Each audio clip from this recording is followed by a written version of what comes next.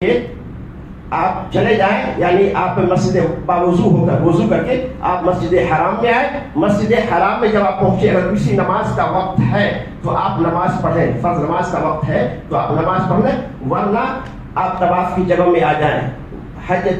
مسجد احرام میں اس موقع سے تحیۃ المسجد پڑھنا صحیح نہیں، کیونکہ اللہ کے نبی صلی اللہ علیہ وسلم نے اس موقع سے تحیۃ المسجد نہیں پڑھا ہے. جیسا کہ عام مساجد میں جب آپ داخل ہوتے ہیں تو حکم یہ ہے کہ آپ 2 رکعت تحیۃ المسجد پڑھیں، پھر اس کے بعد مسجد میں بیٹھے. تو اب اس حالت میں جب آپ مسجد حرام میں آئے تو اگر نماز کا وقت ہے تو ٹھیک، ورنہ بغیر نماز پڑھے آپ طواف شروع کر دیں. اس طواف کو طواف قدوم کہا جاتا ہے. طواف قدوم میں استوا کرنا ہے، یعنی آپ نے احرام کی چادر جو پہن رکھی ہے اس کو آپ اس طرح پہنے، اپنے دائیں کندھے کے نیچے سے نکال کر بائیں کندھے پر اس طرح رکھیں کہ دایاں کندھا کھلا ہوا رہے، دایاں کندھا کھلا ہوا رہے. اس کو استوا کہا جاتا ہے. اور دوسری چیز یہ کہ خانہ کعبہ کے 7 چکروں میں سے ابتدا پہلے کے 3 چکر میں رمل کریں. یہ صرف حکم مردوں کے لیے، یعنی چھوٹے چھوٹے قدموں سے تیز چلنے کو رمل کہا جاتا ہے. اسی طرح ہر چکر کی ابتدا حجر اسود سے کریں، پھر حجر اسود سے گزر کر پھر جب حجر اسود کے پاس آپ پہنچیں گے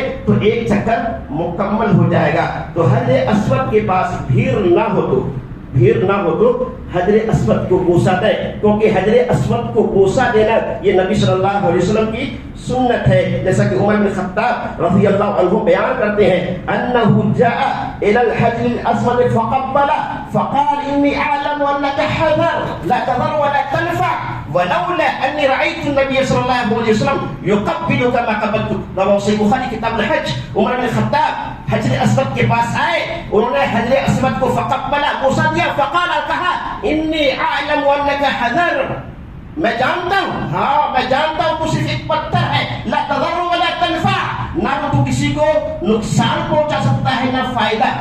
اب بات یہاں یہ ہے کہ عمر بن خطاب نے پتھر کو مخاطب کر کے یہ بات کیوں کہا؟ کیا پتھر کے اندر سننے اور سمجھنے کی صلاحیت ہے؟ نہیں. تو پھر عمر بن خطاب جیسے شخصیت نے پتھر کو مخاطب کر کے یہ بات کیوں کہی؟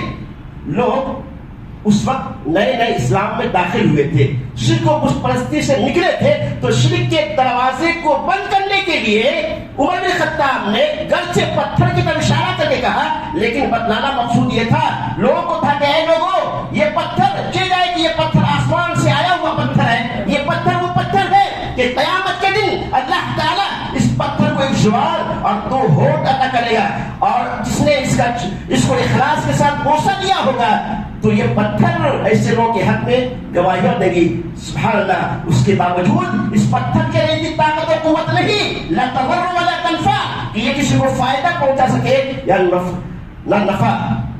جب یہ بات ہے تو آج لوگ اجمیر شریف سے پتھر لاتے ہیں، ان کو انگوٹھی میں نصب کرتے ہیں، ڈالتے ہیں، پھر انگوٹھی کی نہیں پتھر کی فضیلت بیان کرتے ہیں، پتھر کی اہمیت بیان کرتے ہیں کہ یہ اجمیر کا پتھر ہے، اس اجمیر کا پتھر ہے، یہ انگوٹھی تمہارے ہاتھ میں رہے گی تو تمہارا دشمن ہلاک ہو جائے گا. نعوذ باللہ. تم نظر بد کے شکار نہیں ہوگے. لہذا جب اس پتھر کے اندر جو آسمان سے آیا ہوا پتھر ہے اتنی طاقت و قوت نہیں کہ وہ نفع اور نقصان کا مالک ہو، تو تصور میں آئی یہ بات کہ وہ پتھر جو اس کے علاوہ دیگر پتھر ہے تو کیا اس کے اندر یہ خاصیت ہو سکتی ہے؟ ہرگز نہیں. تو عمر بن خطاب نے شرک کے دروازے کو بند کرتے ہوئے پتھر کو چوما اور کہا میں جانتا ہوں تو صرف ایک پتھر ہے، نہ تو کسی کو نقصان پہنچا سکتا ہے نہ فائدہ.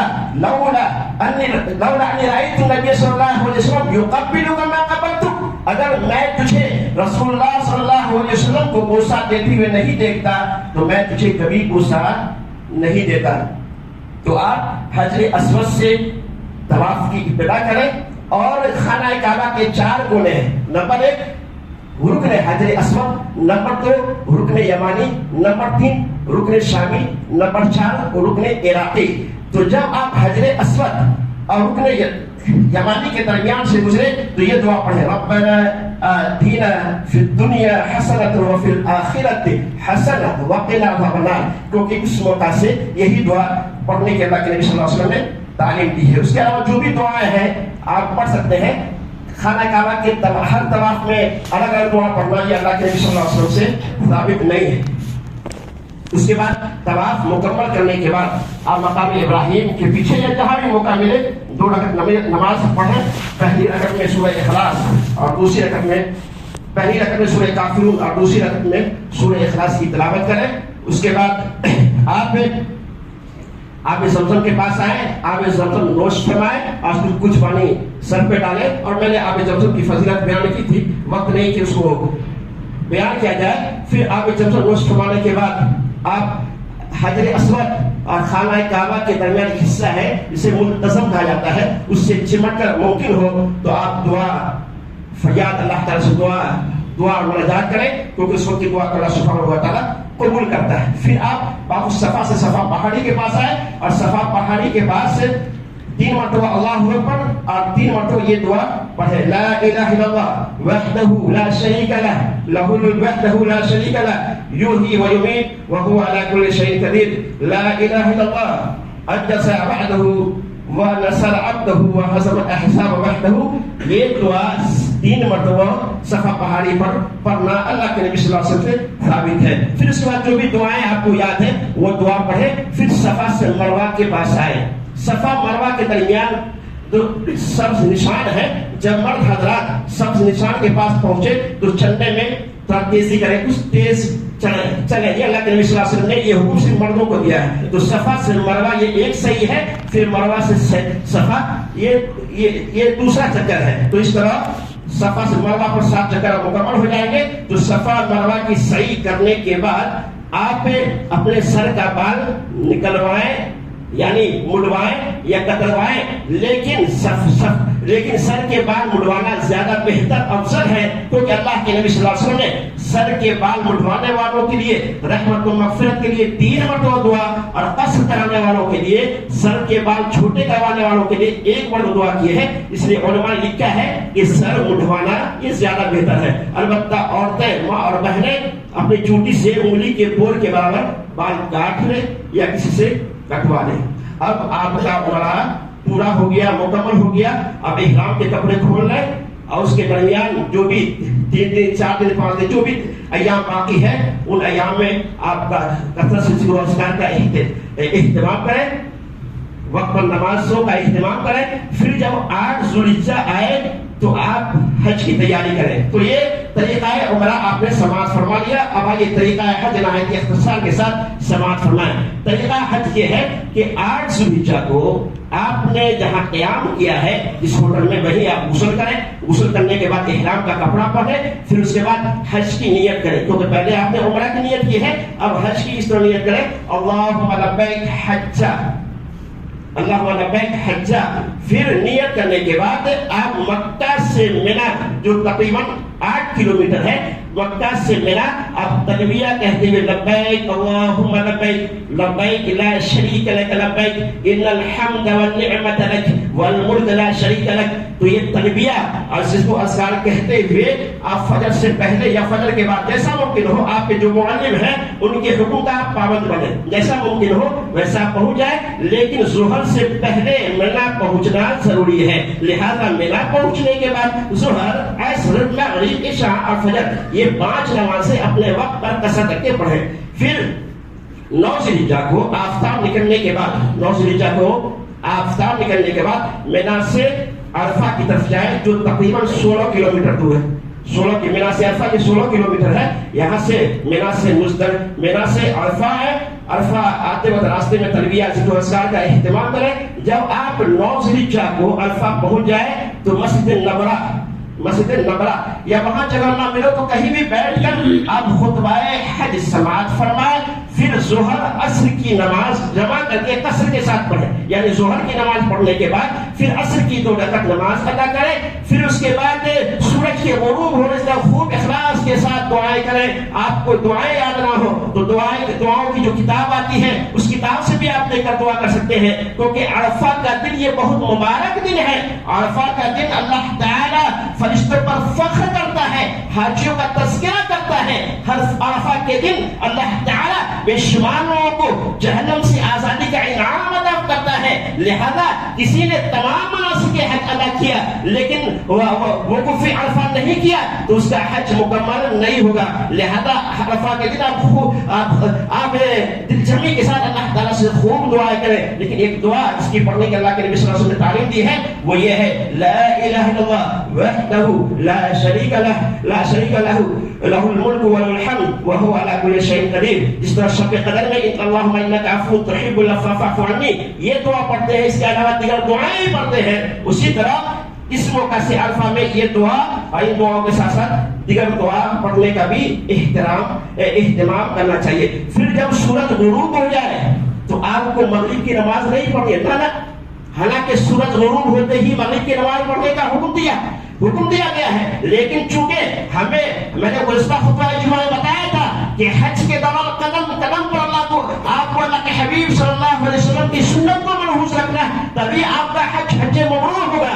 اللہ کے نبی صلی اللہ علیہ وسلم نے حجۃ الوداع میں سورج غروب ہونے کے بعد نماز نہیں پڑھی بلکہ آپ عرفہ سے مزدلفہ کی طرف گئے, وہاں آپ نے نماز پڑھی. لہذا آپ صحابہ کرام کو فرمایا کرتے تھے خذوا عنی مناسککم, مجھ سے اپنے حج کے مسائل اور طریقے سیکھ لو. لہذا کیونکہ میرے بعد تمہیں لوگ لوگوں کو طریقہ حج بتانے والے ہو, تو ہم حج اسی طرح کریں جس طرح اللہ کے نبی صلی اللہ علیہ وسلم نے کیا ہے. تو جب سورج غروب ہو جائے تو سورج غروب ہونے کے بعد آپ عرفہ سے مزدلفہ کی طرف آئیں جو تقریباً 9 کلومیٹر ہے. جب آپ مزدلفہ آئیں, چاہے آپ 12 بجے رات سے پہلے آئیں یا 12 بجے رات کے بعد آئیں, جب بھی آئیں تو مزدلفہ آنے کے بعد سب سے پہلے مغرب کی 3 رکعت اور عشاء کی 2 رکعت نماز ادا کریں. نماز پڑھنے کے بعد آپ آرام سے سو جائیں کیونکہ آپ نے پورے دن اللہ تعالیٰ کی عبادت بندگی کا اہتمام کیا ہے اور 10 ذوالحجہ کو اہم 4 کام کرنے ہیں, بہت سارے کام کرنے ہیں. لہذا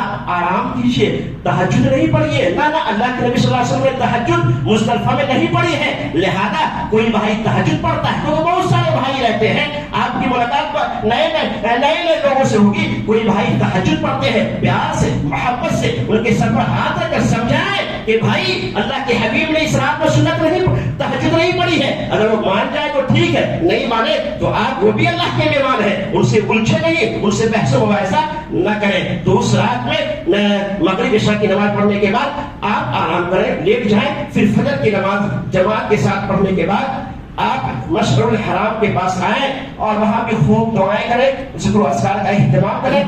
اور سورج کے پھر 10 ذوالحجہ کے دن جب صبح خوب روشن ہو جائے تو سورج نکلنے سے پہلے آپ مزدلفہ سے مینا کی طرف آئیں جو تقریباً 7 کلومیٹر ہے. مزدلفہ سے مینا 7 کلومیٹر ہے. مزدلفہ سے مینا آئے, مینا آنے کے بعد آپ کو 4 کام کرنا ہے. نمبر 1 جمرہ عقبہ کی رماں, نمبر 2 قربانی, نمبر 3 بال مڈوانا یا کتروانا, نمبر 4 طواف زیارت اور سعی. تو جب آپ مزدلفہ سے منا ہے تو سب سے پہلے جمرہ عقبہ جو بڑا جمرہ ہے اس کو اللہ اکبر تلبیہ کہنا آپ چھوڑ دیں, بند کر دیں. اللہ اکبر کہہ کر ایک کنکری مارے, اس طرح اللہ اکبر کہہ کر پیدر پہ آپ 7 کنکری مارے. لیکن اس موقع سے دعا کرنا اللہ کے نبی صلی اللہ علیہ وسلم سے ثابت نہیں. پھر اس کے بعد آپ قربانی کریں, قربانی کرنے کے بعد آپ سر کے بال مڈوائیں یا کتروائیں. پھر اس کے بعد آپ احرام کے کپڑے اتار لیں اور مکہ جائیں. مکہ جانے کے بعد آپ طواف زیارت کریں, جس کو طواف افاضہ بھی کہا جاتا ہے. طواف زیارت, اس طواف میں آپ کو استوا نہیں کرنا ہے, جیسا کہ ابھی آپ نے سنا کہ استوا اس طرح ہے کہ آپ کا دایاں کندھا کھلا رہے, تو اس طواف میں طواف افاضہ یہ استوا نہیں کرنا ہے. اسی طرح رمل بھی نہیں کرنا ہے, یہ طواف قدوم میں ہے. تو آپ خانہ کعبہ کا طواف کریں, پھر اس کے بعد صفا مروہ کی سعی کریں. اب آپ پر احرام کی ساری پابندیاں ختم ہوگی, حتیٰ کہ بیوی سے ہم بستری کرنا بھی جائز ہو گیا.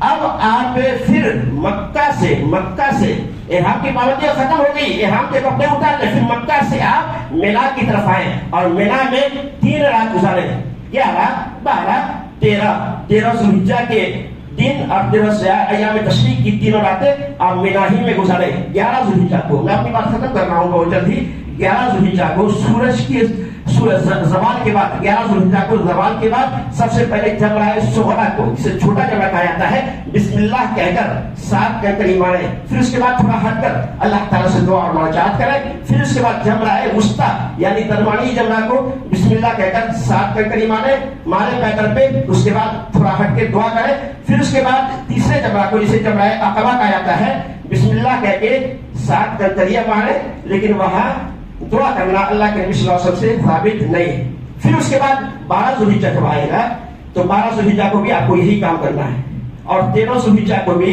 اسی طرح کرنا ہے، پہلے جمرہ صغریٰ کو، اس کے بعد جمرہ وسطیٰ کو، اس کے بعد جمرہ عقبہ کو 7 کنکری مارنی ہے۔ البتہ جو آدمی 12 ذوالحجہ کو تینوں جمرات کے کنکری مارنے کے بعد مکہ آنا چاہتے ہیں طواف الوداع کے لیے، تو وہ آ سکتے ہیں، یہ بھی جائز ہے، لیکن بہتر اور زیادہ تقوی کی بات یہ ہے کہ آدمی 13 ذوالحجہ کو تینوں جمرات کو کنکری مارنے کے بعد ہی مکہ آئے۔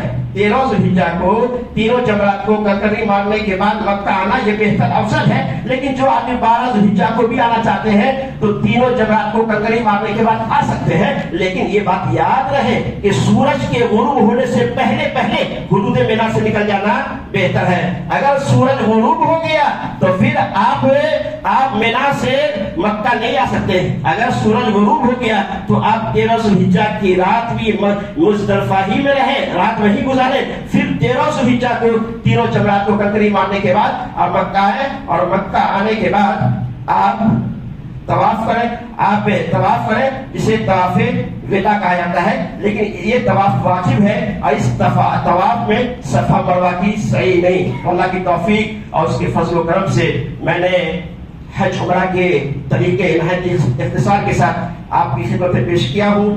جو باتیں صحیح ہیں وہ اللہ تعالیٰ کی جانب سے ہیں، اور جو باتیں کہیں غلط ہو تو وہ میرے جانب سے ہیں اور شیطان کی جانب سے ہیں۔ اللہ سبحانہ و تعالیٰ سے دعا ہے کہ اللہ سبحانہ و تعالیٰ تمام عازمین حج جو حج کے لیے گئے ہیں یا جانے والے ہیں، تمام عازمین حج کے سفر کو آسان فرمائے، ان کے حج کو حج مبرور بنائے، اور ہم لوگوں کو بھی اللہ تعالیٰ حج کی سعادت نصیب فرمائے۔ اللہ سبحانہ و تعالیٰ تمام بھائی کو نیک سمجھ کی توفیق عطا فرمائے، جب تک زندہ رکھے، اسلام پر رکھے، ادب بھی خاتمہ ہو، ایمان کی حالت میں خاتمہ ہو۔